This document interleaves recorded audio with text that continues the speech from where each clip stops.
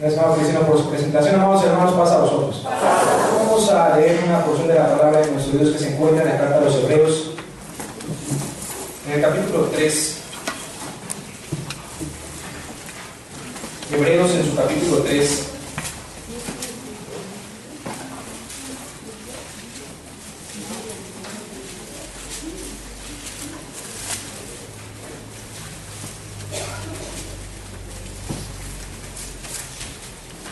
¿Estamos ahí? Solamente vamos a leer versículos 1 a 3. Carta a los Hebreos, capítulo 3, del versículo 1 a 3.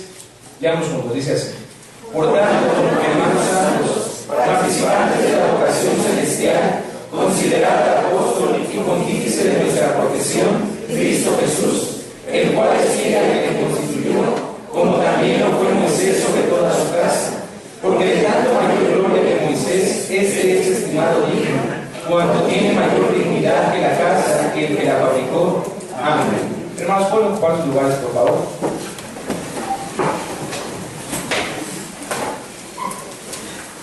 Fíjense, hermanos, que una de las cartas más difíciles de entender desde mi perspectiva es precisamente la carta de los Hebreos.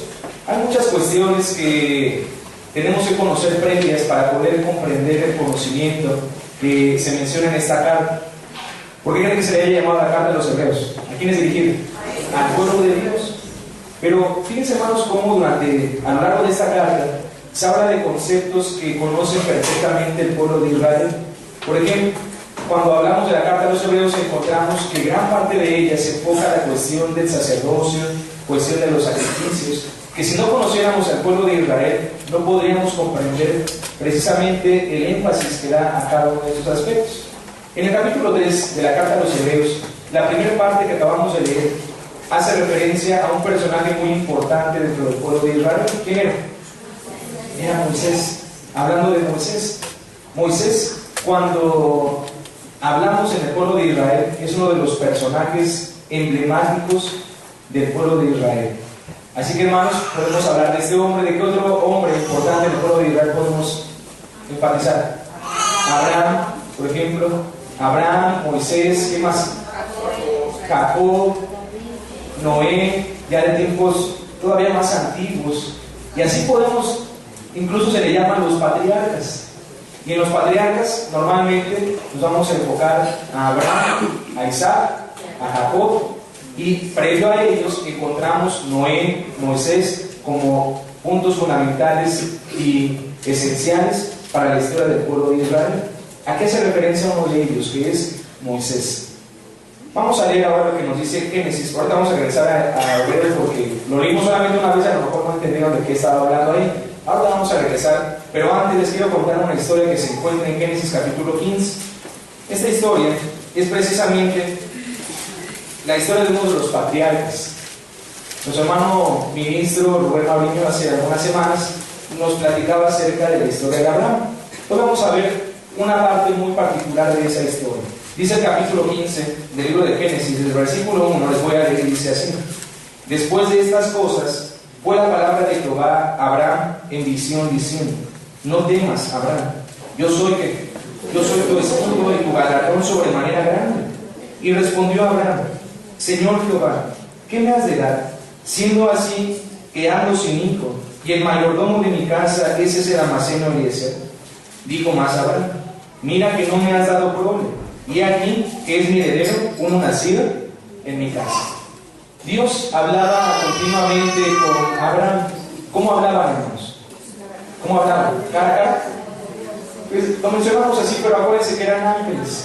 Eran ángeles. Y cuando se presentaban con Abraham los ángeles, no fue como con Moisés, porque con Moisés el ángel se presentaba de maneras diversas. La primera vez que se encontró con el ángel, ¿en dónde fue? En una zarza que no se consumía, una zarza ardiendo que no se consumía, y ahí estaba el ángel de nuestro Dios. Y de diferentes maneras se comunicaba Dios con Moisés. Incluso dice la Escritura que con Moisés hablaba, dice la Escritura, cara a cara, aunque no es que fuera cara a cara, sino que nos menciona la Biblia que cuando hablaba con Moisés, Moisés entraba en el lugar santísimo.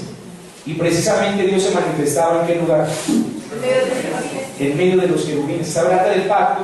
El arca del pacto tenía en la tapa, se le llama propiciatorio, dos querubines encontrados con sus alas. Y dice la escritura que entre los querubines, de ahí salía la voz.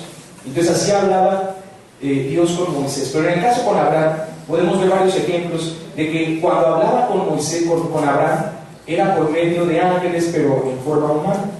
Varias de las ocasiones llegaban los ángeles a casa de Abraham, y él incluso los hospedaba, les decía pasen, coman, y ahí se manifestaba nuestro Dios por medio de estos personajes. Pero si los viéramos, eran seres humanos, como si fueran seres humanos, pero a fin de cuentas eran ángeles. Aquí dice, hermanos, que hay una conversación de Dios, lógicamente por medio del ángel. ¿Con quién? Con Abraham. Y ya Abraham, ¿en dónde se encontraba? ¿Dónde estaba Abraham? ¿En qué lugar? Hablando geográficamente. No voy a hablar de que estaba en el cuarto de su casa, no, sino geográficamente, ¿en qué lugar se encontraba? En la tierra de Canaán. Ya estamos en el capítulo 15. En el capítulo 12, ahí es donde Dios le dice, vete de tu tierra y de tu parentela. Ya le había dicho Dios a Abraham. Y entonces pues, pasó por Arán y a fin de cuentas llegó hasta la tierra de Canaán, que estuvo viendo varios años. Pero Abraham ya era grande. E incluso cuando salió de Arán, ¿cuántos años tenía? Ya tenía 75 años. Y Dios le había dicho que iba a hacer de él una nación grande. Pero Moisés, como vamos a hablar también de Moisés, no estoy confundido aquí. Pero Abraham, hermanos, pues no creen que también ya se haya desesperado. ¿No vemos aquí la forma en la que se expresa con Dios? Dice, Señor, ¿no me has dado qué? No me has dado prole. Me dijiste que ibas a hacer de mí una nación grande, pero solamente soy yo y mi mujer. ¿Eso es una nación grande? No. Imagínense. Pues no. Dice, no me has dado prole. Y el problema no es ese, sino que cuando yo me muera, ¿quién se va a quedar con todas mis cosas? Como no tengo hijos, el que se va a quedar con todas mis cosas es el mayordomo. Y cuando hablamos del mayordomo, se refiere al mayor de los siervos o al mayor de los criados que tenía Abraham. ¿Y cómo se llamaba? Eliezer. ¿Se acuerdan de la historia que va a ser posterior, donde manda precisamente a Eliezer para que le consiga mujer a su hijo Isaac? Pero bueno, aquí todavía no pasaba eso. Y entonces Abraham le dice a Dios, Señor, no me has dado prole. Y solamente está este Damaseno Eliezer, hasta lo casi despectivamente lo dicen, ¿no? Siendo que el que se va a quedar con todas mis cosas es este Damaseno Eliezer. Tanto he trabajado, tanto me has dado de bendiciones, y no va a gozar de estos beneficios o de mi heredad alguien nacido en mi casa. ¿Y qué le dijo Dios? Vean, dice en el versículo 3, dijo más Abraham, mira que no me has dado prole ya aquí, que es mi heredero no nacido en mi casa. Y luego la palabra de Jehová fue a él diciendo, no te heredará este, sino el que saldrá de tus entrañas será el que te herede. Y sacóle fuera y dijo, mira ahora a los cielos y cuenta las estrellas si las puedes contar. Y le dijo, así será tu simiente. Dios ya le había dicho que iba a ser de una nación grande. Pero en ese momento, para que Abraham no se desesperara, para que continuara firme en su convicción, lo saca. ¿Era de noche o era de día? ¿Era de noche o era de día? Era de noche. ¿Por qué sabemos que era de noche? Pues porque le enseñó a que vea las estrellas. En el día vemos las estrellas, pues difícilmente, muy difícilmente. Entonces era de noche. Cuando nosotros en la noche salimos y vemos hacia el cielo, ¿cuántas estrellas vemos? No sé si las podríamos contar. Si nos dijera Dios, tú sí las puedes contar, pero en tiempos de Abraham no había la contaminación que hoy tenemos. Entonces cuando lo saca y ve el cielo, dice, mira el cielo y ve las estrellas, ¿las podía contar Abraham? No. Dice, poder sí podía, pero iba a acabar. No. Iba a acabar. Aparte es difícil ir descartando las estrellas porque no las podemos tachar. Entonces vamos contando, ahí está, yo que no la conté, pero eso ya me confundí. Entonces no sé cuántas estrellas existirán. Unos millones de millones. No podríamos contarlas. Por eso le dice aquí, cuenta las estrellas si las puedes contar. Pero estoy seguro que no vas a poder. Y le dijo después, así será tu simiente. ¿Abraham creyó, hermanos? Sí. Pero si no tenía nadie que fuera de su simiente. Pero creyó. Dice en el versículo 6, y creyó a Jehová y contóselo por justicia. Cuando dice creyó, no es nada más que haya dicho, está bien. Porque a veces nosotros ya somos muy dados a dar el avión. Yo no. Está bien, sí te creo. Pero realmente no le estamos creyendo a la persona. Pero en el caso de Abraham, dice que él sí creyó a lo que él estaba diciendo, que su simiente iba a ser como las estrellas en el cielo, cuando aún todavía no existía alguien que fuera su heredero, que saliera de sus entrañas, porque es lo que le dijo Dios: no va a ser el heredero que el criado mayor, no va a ser él, sino va a ser uno que salga de tus entrañas, un hijo propio, va a ser el heredero de todo esto que yo te voy a dar. Y Abraham creyó a nuestro Dios y Dios se lo tomó por justicia.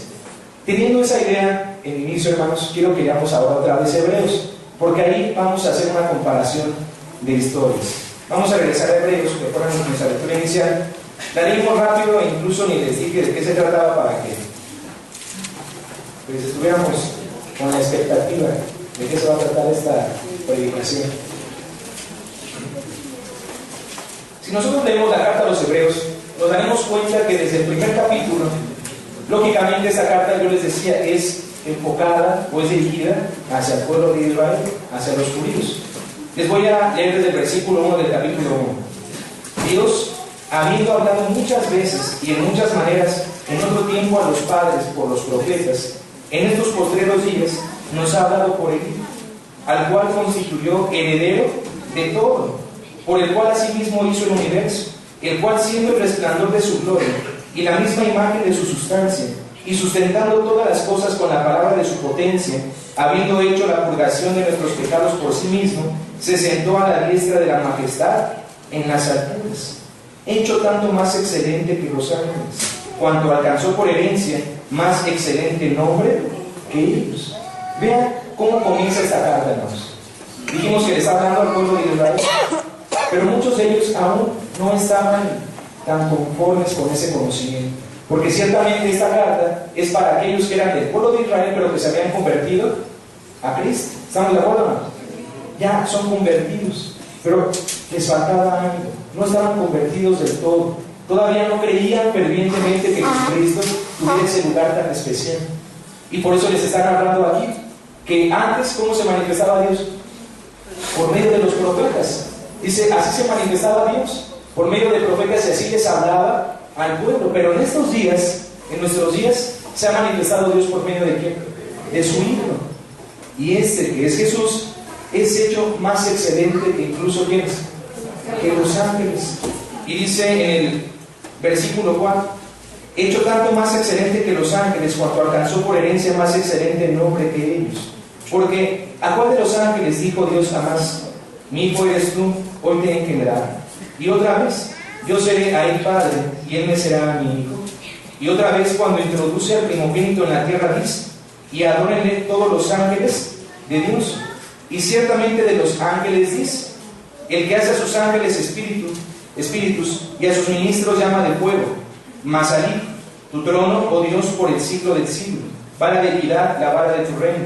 Has amado la justicia y aborrecido la maldad, por lo cual te ungió Dios, el Dios tuyo, con óleo de alegría más que a tus compañeros. Y tú, oh Señor, en el principio fundaste la tierra, y los cielos son obras de tus manos. Ellos perecerán, mas tú eres permanente, y todos ellos envejecerán como una vestidura, y como un vestido los envolverás, y serán mudados. Pero tú eres el mismo, y tus años no acabarán.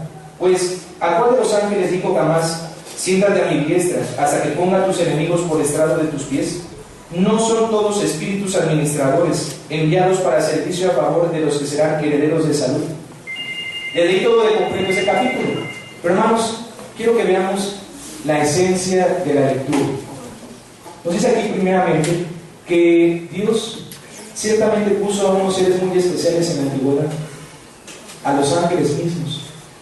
Dice, de los ángeles sí habla la Escritura, pero ¿a cuál de los ángeles le habló como le habla al Hijo?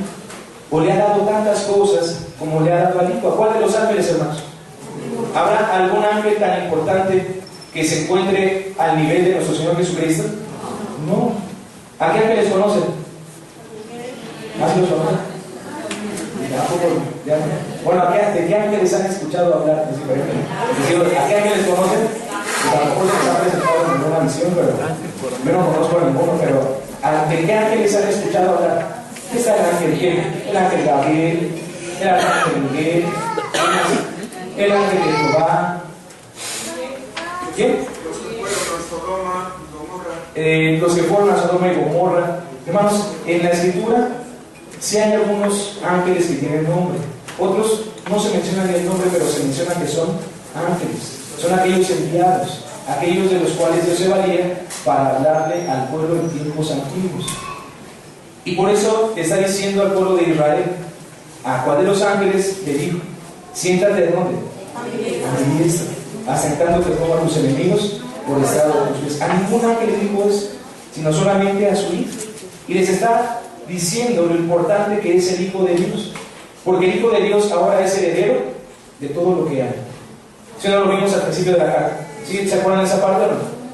¿Sí? ¿Cómo dice? Sí, pero no está esa parte que les estoy diciendo. ¿Cómo dice? Vean, dice el versículo 2. En estos postreros días nos ha hablado por el Hijo, al cual constituyó heredero de todo. ¿Quién constituyó heredero de todo? Dios. Dios le constituyó a Jesús heredero de todo. ¿Qué semejanza encontramos aquí con la historia que les conté de Abraham? Hasta el momento parece que nada. Pero aquí este versículo que les estoy diciendo, ya empezamos a ver hasta cierto momento una relevancia, una coherencia, porque habla de una herencia. ¿Sí o no, hermanos? ¿No decía eso mismo Abraham? ¿Quién se va a quedar con mi herencia? ¿Qué decía Abraham? Ese Damaseno, Eliezer, el mayordomo de mi casa, se va a quedar con toda mi herencia. Y él dijo, él no la va a tener, la va a tener alguien que salga de tus entrañas. En el caso de Dios, ¿a quién le dio toda su herencia? A su hijo. Eso es precisamente lo que les quiere explicar a los hebreos. Si nosotros seguimos leyendo, miren, vamos a seguir leyendo, hermanos, aunque yo sé que a veces no nos gusta leer tanto, pero es bueno que nos adentremos a lo que dice la Escritura. Es el capítulo 2 ahora. Por tanto, fíjense que este tipo de palabras nos sirve para entender que nos va a dar una conclusión. Cuando dice por tanto, por lo cual, significa que lo anterior ya es el conocimiento y ahora te va a dar una conclusión. Ya que nos dijo eso del capítulo 1, dice el capítulo 2, por tanto, es menester que con más diligencia atendamos a las cosas que hemos oído, porque acaso no nos escurramos. Que pongamos atención a las cosas que hemos estudiado para que sepamos de qué estamos hablando. Dice el versículo 2, porque si la palabra dicha por los ángeles fue firme y toda rebelión y desobediencia recibió justa paga de retribución, ¿cómo escaparemos nosotros si tuviéramos en poco una salud tan grande, la cual, habiendo comenzado a ser publicado por el Señor, ha sido confirmada hasta nosotros por los que oyeron, testificando juntamente con ellos Dios, con señales y milagros y diversas maravillas y repartimientos de Espíritu Santo según su voluntad, porque no sujetó a los ángeles el mundo venidero del cual hablamos. Testificó empero uno en cierto lugar diciendo, ¿qué es el hombre que te acuerdas de él, o el hijo del hombre que lo visitas? Tú le hiciste un poco menor que los ángeles, coronástelo de gloria y de honra, y pusístele sobre las obras de tus manos. Todas las cosas sujetaste debajo de sus pies. ¿Qué salmo es? Hasta lo cantamos el Salmo 8. Y entonces, ¿de quién está haciendo referencia aquí, hermanos? No. ¿De quién está haciendo referencia aquí? De Jesucristo, hermanos. Dice el versículo 8, continúa la lectura. Porque en cuanto le sujetó todas las cosas, nada dejó que no sea sujeto a él. Mas aún no vemos que todas las cosas le sean sujetas.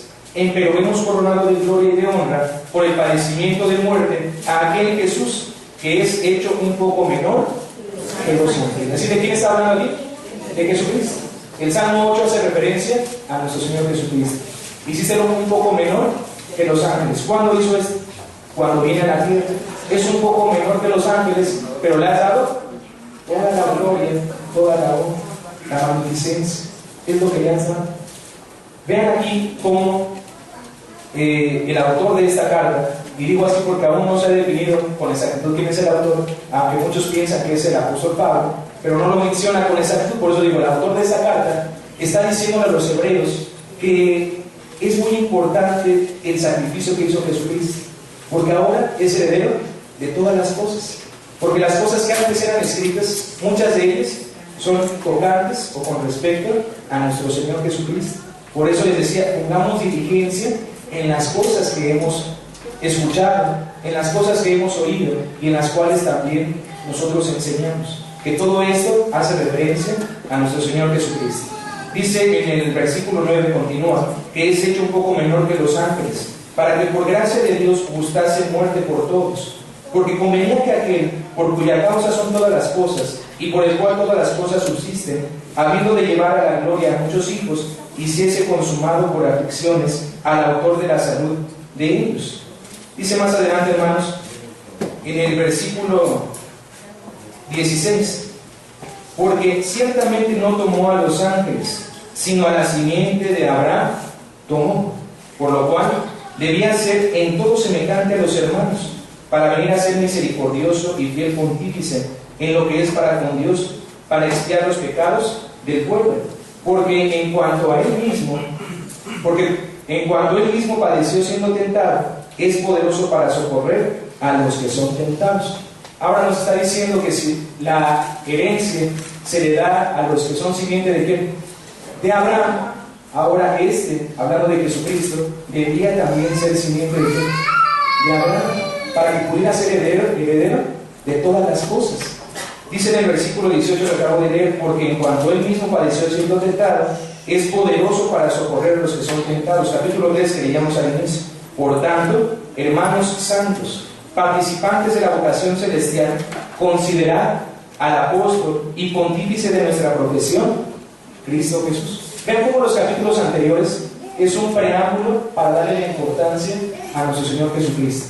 Está diciendo, por tanto ahora, hermanos amados, considerad a Jesucristo, que Él tiene una importancia demasiado relevante en los ojos de nuestro Dios, que si es incluso mayor que ¿quiénes? Que los ángeles, aunque cuando vino a esta tierra era un poco menor que ellos, pero es mucho mayor ahora, por cuanto por su muerte llegó a ese lugar especial, porque podemos ver otras cartas y otras citas, donde dice la Escritura que Jesucristo se humilló a sí mismo, se humilló hasta la muerte y muerte de cruz, por lo cual Dios lo ensalzó hasta lo sumo y le dio un nombre que es sobre todo nombre, para que en el nombre de Jesucristo se doble toda rodilla de los que están en el cielo y los que están en la tierra, y toda lengua confiese que Jesucristo es el Señor, a la gloria de Dios Padre. Así que, hermanos, eso es lo que nos dice la palabra de Dios, y es lo que les está tratando de explicar el autor de esa carta a los hebreos. Ahora, ya les digo, es mayor incluso que los ángeles, tenía que ser simiente de Abraham, y ahora les va a hablar de otro personaje muy importante del pueblo de Dios, para que vean que también es mayor incluso que personajes de la antigüedad, que el pueblo de Israel los tiene como unas personas emblemáticas. Dice el capítulo 3, sigo leyendo ahora en el versículo 2, el cual, hablando de Jesucristo, es fiel al que le constituyó. ¿Quién es el que le constituyó? Lo leímos en el capítulo 1. El que le constituyó heredero es Dios, el cual es fiel al que le constituyó, como también, ahora está haciendo una comparación, lo fue Moisés sobre toda su casa. Ahora, ¿cuál casa está hablando aquí? ¿El pueblo de Israel? ¿O de qué está haciendo referencia? ¿Cuál casa? ¿La casa de Moisés sobre toda su casa? ¿O sobre la casa de quién? ¿Es la casa de Moisés o la casa de quién? A ver, hermanos, ¿me pueden responder en correcto para que se vea bien su respuesta? ¿O todavía no están de acuerdo todos? O dice, como también, está haciendo una referencia, y está haciendo una semejanza. Así como Dios le constituyó heredero a Jesús, de la misma manera constituyó heredero a Moisés sobre qué? Sobre toda su casa. ¿Pero la casa de quién? La casa de Dios. Estamos hablando de la casa de Dios. Nuevamente dio ese versículo, el cual es fiel al que le constituyó, hablando de Jesús, como también lo fue Moisés sobre toda su casa. Porque de tanto mayor gloria que Moisés, es estimado digno. ¿Quién? ¿Quién es el más estimado digno? Cristo. Ahora está poniendo a Cristo por encima de ¿quién? De Moisés. Por eso les digo, esta carta es una carta que quiere dar a entender a los hebreos la importancia de Jesucristo. Porque no crean que fue tan fácil para ellos, hermanos. Nosotros a veces lo vemos de que nosotros leemos y decimos son 144,000. Pero para que fueran parte de esos 144,000 no les fue sencillo, porque tuvieron que ir en contra incluso de sus mismas ideas, porque la mayor parte del pueblo no creyó. Estamos hablando de una minoría que fueron los que sí creyeron y a los que les costó trabajo entender estas palabras. Están diciendo que incluso Jesús es mucho mayor que Moisés. Y no hacen referencia a Moisés siempre. Cuando estaba Jesucristo no le dicen qué decía Moisés sobre esto. Y no es que fuera Moisés en particular, sino que Dios ocupó a Moisés para hacerles llegar la misma ley. Y entonces a Moisés, hermano, lo dejaron en un lugar especial. Antes de que continuemos en la carta a los Hebreos, vamos a leer Éxodo. No pierdan la cita de Hebreos. Éxodo capítulo... Es Deuteronomio, hermanos, perdón. Deuteronomio. En el capítulo 34.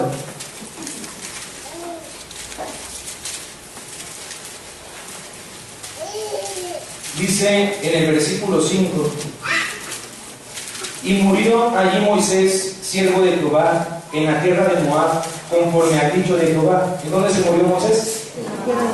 Sí, pero ¿en qué parte? ¿En qué lugar? Sí, en la tierra de Moab, pero acuérdense, ¿dónde estaba Moisés cuando murió? Monte Nebo. ¿Estaba en qué monte? En el monte Nebo, en la cumbre de Pisga. Acuérdense que los montes van teniendo cumbres. Entonces, él estaba en la cumbre de Pisga. Ahí se encontraba. Y ahí fue donde Dios le dijo: te voy a dar la oportunidad de que veas la tierra, pero no vas a introducir al pueblo a ella. Sube ese monte y ahí muere Moisés. Dice la escritura que el mismo Dios fue el que lo sepulta. Dice el versículo 6: y enterrólo en el valle, en tierra de Moab, enfrente de Bet-peor, y ninguno sabe su sepulcro hasta hoy. Y era Moisés de edad de 120 años cuando murió.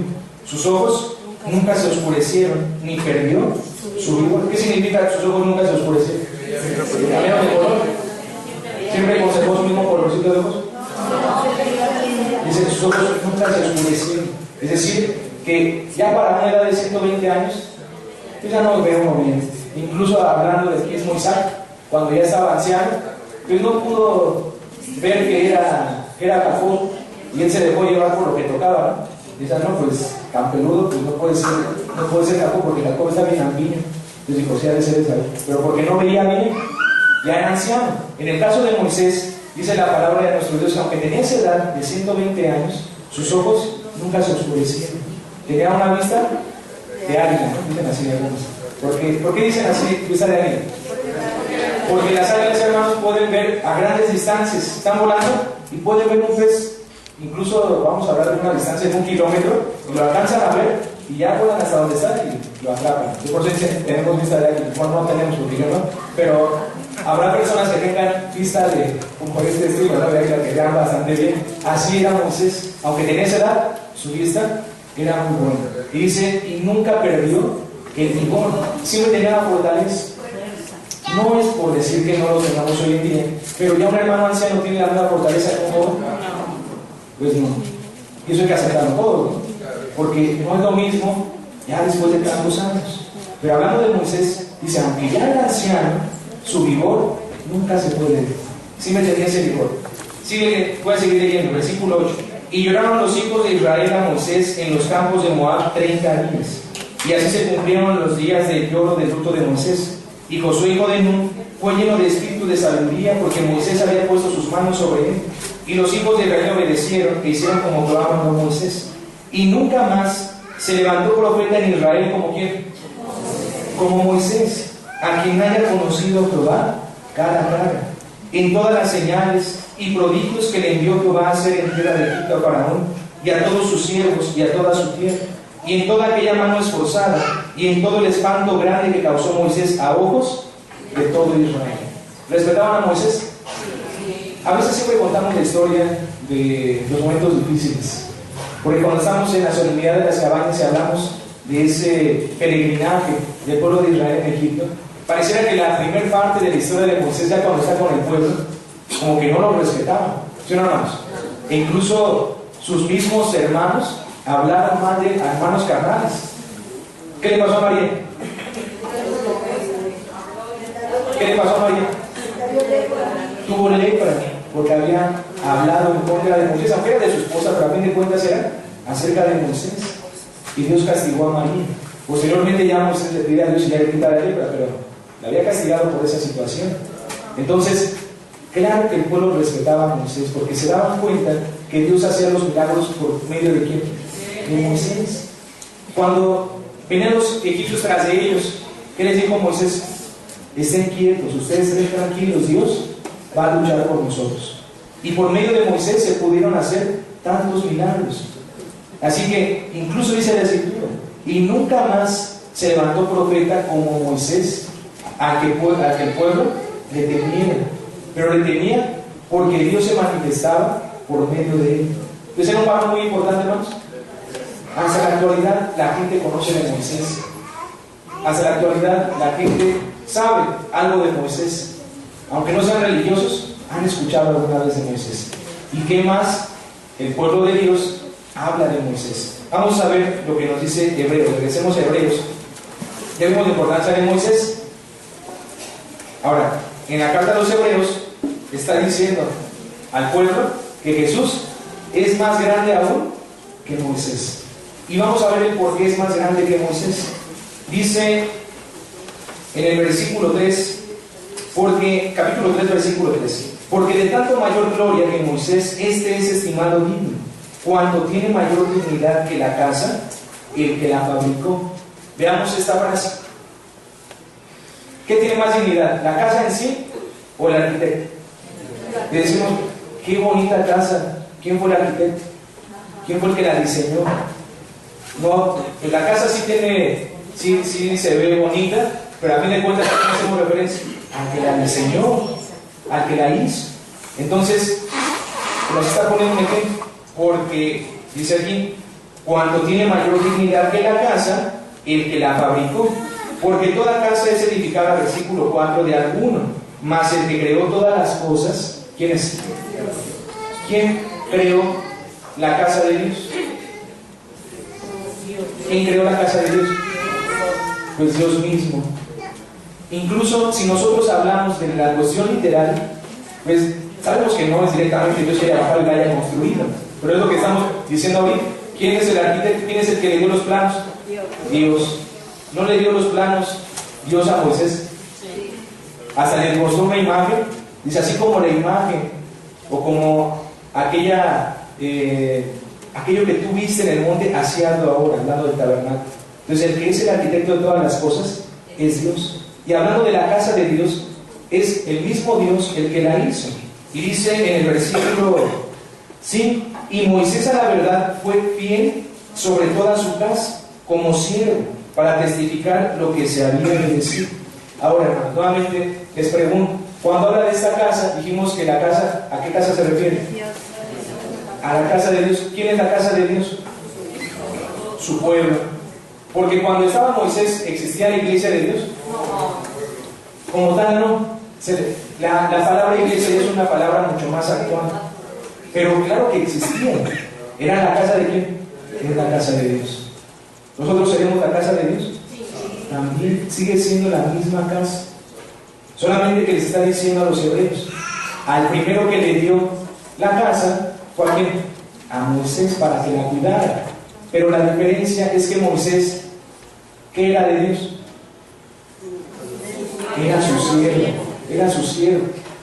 ¿Aquí ya están viendo alguna semejanza con lo que leímos en Génesis? ¿O no? ¿De quién es la heredad? Es de Dios. ¿Se la va a dar a quién? Al hijo. Pero si todavía no tiene hijo, ¿a quién se la va a tener que dar? A su siervo, al mayor siervo que tiene. Y en este caso, ¿quién era el mayor siervo? Moisés. Entonces Moisés tenía a su resguardo la casa. Es como si fuera el mayordomo. Él tenía la potestad sobre toda la casa. Pero ahora nos está diciendo que el que tiene más potestad aún que el mayor de los siervos, ¿quién creen que es él? Es el hijo del patrón, ¿no, hermanos? Sí. Pues es lo que nos está diciendo también la palabra de Dios. Cuando Dios le dice a Abraham, el que te va a heredar es uno nacido en tu casa, es porque el que sí va a quedar con todas las cosas es el hijo. No le pueden dar las cosas al siervo si ya existe un hijo. Lógicamente tiene mayor importancia el hijo que un siervo, que aunque sea el mayor de los siervos, pero el hijo es mucho mayor que cualquiera. Así que de esa manera también está haciendo énfasis con Jesucristo. Jesucristo no era el mayor de los siervos de Dios. Jesucristo era el Hijo de Dios, es el Hijo de Dios. Así que por eso tiene heredad sobre todas las cosas de nuestro Dios. Más aún que el mismo Moisés, que fue muy importante en su tiempo. Dice en el versículo 6, mas Cristo como hijo sobre su casa, la cual casa, ¿quiénes son? Somos nosotros, si hasta el cabo retuviéramos firme la confianza y la gloria de la esperanza. ¿Quién es la casa de nuestro Dios? La iglesia de Dios. ¿Somos nosotros? Pero con una restricción.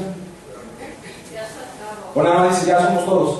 No dice, sí, ya poner ahí una restricción. ¿Qué tendríamos que hacer para formar parte de esa casa? Dice aquí, si hasta el cabo, hasta el final, retuviéramos firme la confianza y la gloria de la esperanza. Si mantenemos hasta el final de nuestros días firme la confianza en quién.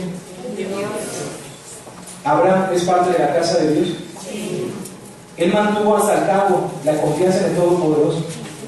Tanto, hermanos, que cuando todavía no tenía hijo, y Dios le dice, mira al cielo y cuenta las estrellas, si las puedes contar, así será tu simiente. Dice que Abraham creyó a Dios, y eso le fue contado por justicia. Todavía sin ver físicamente una descendencia, Abraham creyó que Dios le iba a dar una simiente como las estrellas del cielo. ¿Vio esa simiente Abraham, hermanos? ¿Vio esa simiente tan grande? No la vio, porque él sí la podía contar.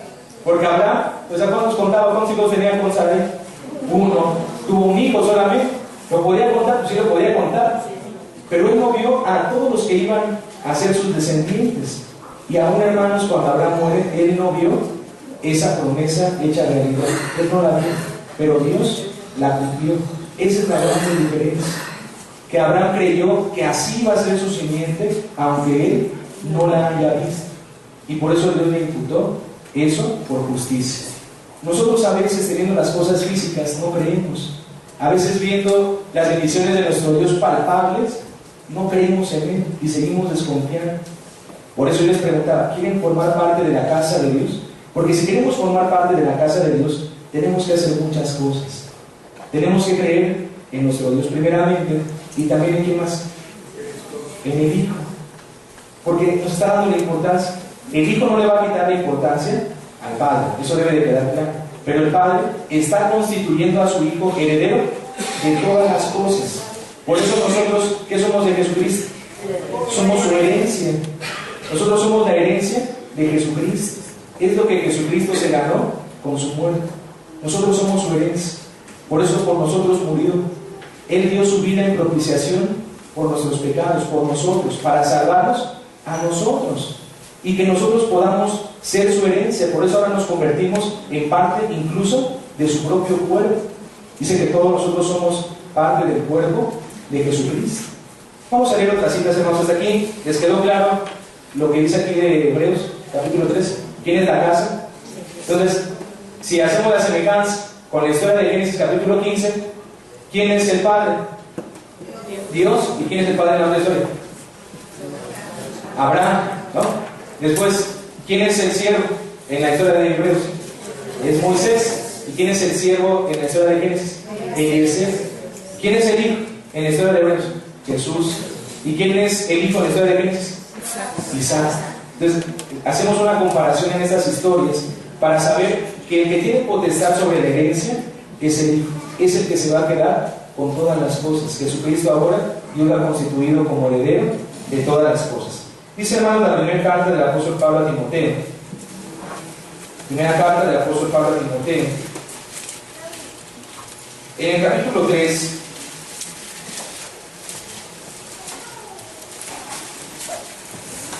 dice en el versículo 15: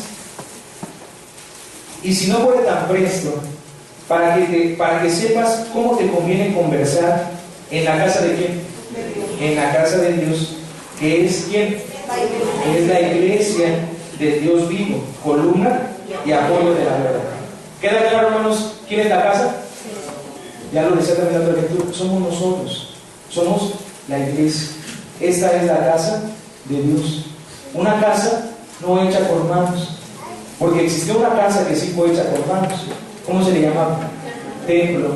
En un inicio se le llamaba santuario, después se le conoció como templo, y esa casa sí era una casa de Dios. No cuando Salomón está en la dedicación de aquella casa, decía: Señor, que tú habites, ¿en dónde? En esta casa, que esta sea tu morada, que aquí habites. Y entonces cuando alguien llegue aquí a tu casa y ore a ti, tú escucharás en los cielos y vas a responder favorablemente. Así que había una casa hecha con manos, pero esa casa, ¿qué le pasó? Fue destruida. Entonces Dios se quedó sin casa. Ya no va a tener herencia el hijo. Ahora, ¿quién es la casa? Ahora somos nosotros. Ahora nosotros formamos parte de esa casa. Pero yo les decía, hay una restricción, nuevamente lo menciono, porque a veces decimos nosotros. Qué bueno que tengamos esa autoestima, que nosotros digamos, nosotros somos la casa.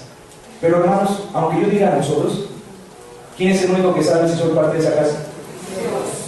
¿Y qué más? No, y yo no, el que lo dice, porque a lo mejor me puedo decir todos, pero no todos, sino cada quien sabe si forma parte de aquella casa. Porque decimos, si Dios quiere, Dios siempre va a querer, pero tú quieres formar parte de esa casa, entonces hay que nosotros esmerarnos para formar parte de la casa de nuestro Dios. Dice la carta a los Efesios, en el capítulo 2, carta a los Efesios, en el capítulo 2,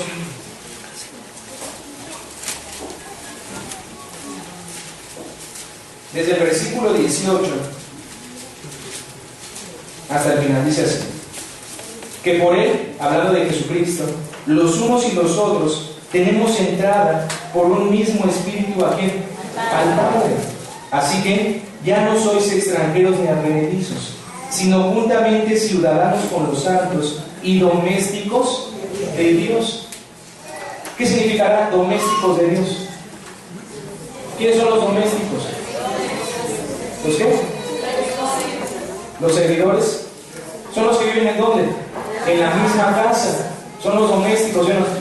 Por eso dice la Escritura que nosotros debemos hacer bien primeramente a los domésticos de la fe, a los que estamos o los que formamos parte de una misma casa. Entonces nosotros ya no somos extranjeros, sino ahora nosotros somos domésticos de Dios, somos parte de esa misma casa. Dice el versículo 20: edificados sobre el fundamento de los apóstoles y profetas, siendo la principal piedra del ángulo Jesucristo mismo. Ahora, ¿quién forma la casa de Dios? Ya dijimos que nosotros, pero ¿quién más? Otras personas, desde tiempos antiguos. ¿No creen que esa casa esté fundamentada por aquellos patriarcas, por aquellos profetas, por aquellos apóstoles, por el mismo Jesucristo? Y digo fundamentada no significa que sea toda la casa, sino que es la base, es el fundamento. Que si el fundamento no fuera fuerte, entonces nos quedaría una casa bien pequeñita, ¿sí? Si tenemos un poco cimiento, porque también ahora se llama así, los cimientos son muy pequeños, pues no podemos construir muy arriba, porque si construimos muy arriba, ¿qué pasa con nuestra casa? Pues en un temblorcito se nos cae. Pero hermanos, si tenemos unos cimientos demasiado grandes hacia abajo, podemos construir una torre así como la latinoamericana. Pues hasta más grande, hermanos, hasta más grande que eso. Por eso dice que esta casa ahora es una casa especial, porque los fundamentos están bien fuertes. Imagínense un fundamento como Abraham, la fe de Abraham, la fe de Noé, la fe de aquellos hombres que menciona la misma carta a los Hebreos, pero en su capítulo 11. Ellos son el fundamento de esta casa, para que los demás, conforme vayamos nosotros construyendo esta misma construcción, entonces vamos a tener un buen fundamento y estaré yo seguro de que podemos alcanzar una altura extraordinaria, siendo la principal piedra del ángulo ¿quién? Jesucristo, porque es la primera piedra, es la piedra angular, dice la Escritura, que sin esa piedra no podemos construir. Siempre que comencemos hay que poner la primera piedra, ¿sí? Incluso hay veces que se inaugura una construcción con la primera piedra, no terminan, pero ya vamos a inaugurar esto, y entonces hasta ponen su listoncito y dicen vamos a poner la primera piedra, ¿sí o no?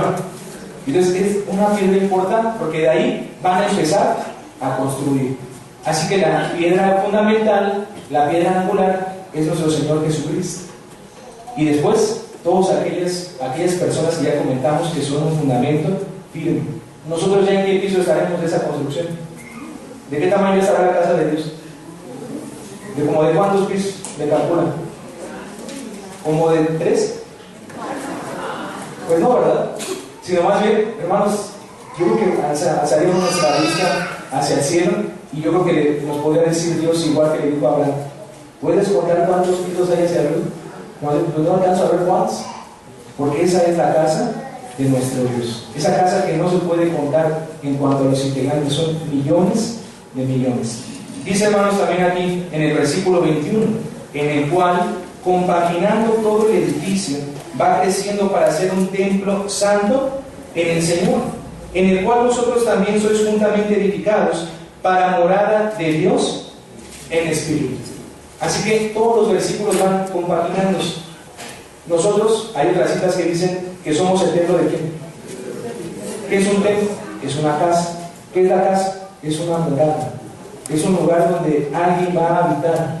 Y entonces, si nosotros somos morada de Dios, somos templo de Dios, conforme nos vayamos uniendo todos nosotros, vamos a construir ese templo que es para nuestro Dios, donde va a habitar el Todopoderoso. Así que nosotros podemos ser parte de aquella gran construcción. Que no seamos de los que estamos abajo viendo la construcción, sino que nosotros seamos parte de esa construcción para que Dios more en nosotros. ¿Cómo estará esa casa si solamente va a ser constituida por los ladrillos mejores? ¿Cómo se va a ver? Muy bonita. Y si va a estar pintada de, pues no voy a decir un color que a lo mejor no a todos les gustan todos los colores, pero del color que más les guste, que digan: mira esta edificación tan hermosa. Es porque hemos elegido los mejores materiales. Pero si vemos que la construcción está ahí, dicen por ahí, hecha de mole y pozole, entonces, así como vaya saliendo, y decimos: ¿quién tuvo esta idea para construir esta casa? Mejor tírala y construimos otra, porque esa no sirve para que viva un rey. Porque para que viva un rey necesitamos un palacio, algo especial. Y ahí, hermano, nosotros formamos parte de esta casa. Por último, dice en la carta, la primera carta del apóstol Juan, ¿ya nos quedó claro cómo le hacemos para pertenecer a esa casa? ¿Sí o no? ¿Qué tenemos que hacer?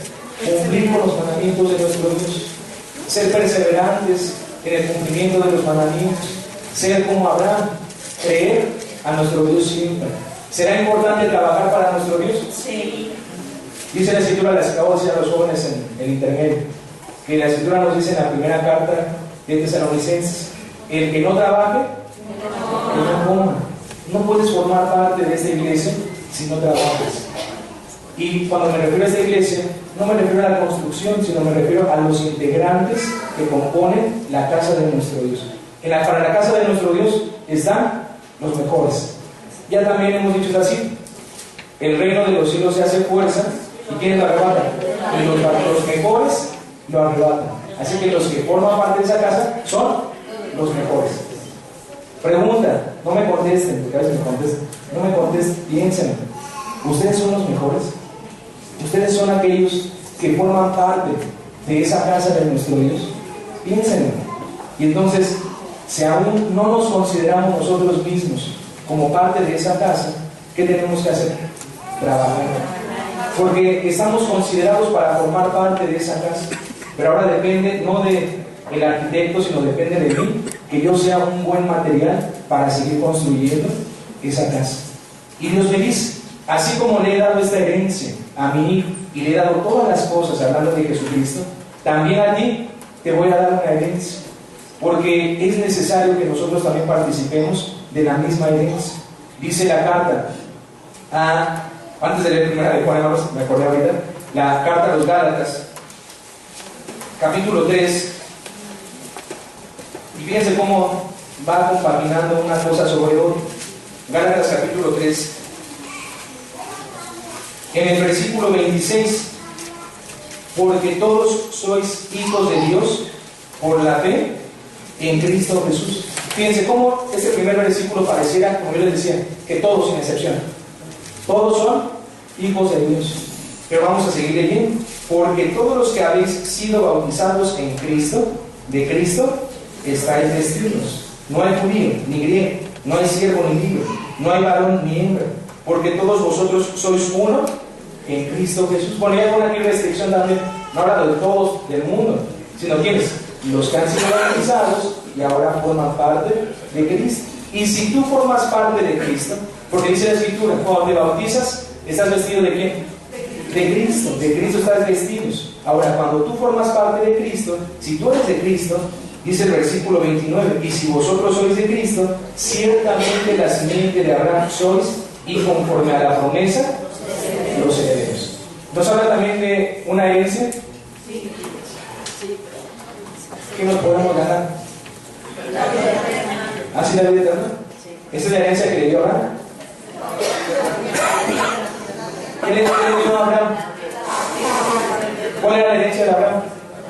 Hermanos, la misma que con nosotros, solamente que a Abraham no nada más se le dio esa promesa, se le dieron muchas otras. Una de ellas, que iba a ser padre de muchedumbre.